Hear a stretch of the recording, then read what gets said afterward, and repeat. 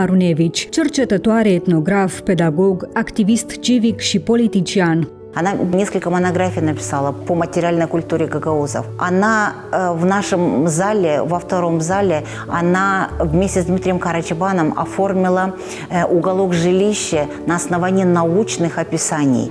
Maria Marunevici s-a născut pe 25 octombrie 1937 în Comrat. A învățat la școala pedagogică din Tiraspol, pe care a absolvit-o în 1956, iar peste un an a fost admisă la studii la Universitatea de Stat din Chișinău. A urmat perioada de muncă titanică. Maria Marunevici și-a dedicat aproape 30 de ani din activitatea sa științifică activității la Academia de Științe a Moldovei. A susținut teza de doctor cu titlu Locuințele tradiționale ale găgăuzilor.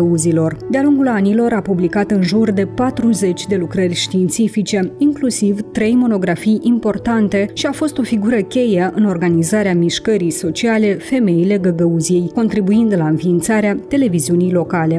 A elaborat și publicat materiale care susțin științific statutul special al Găgăuziei.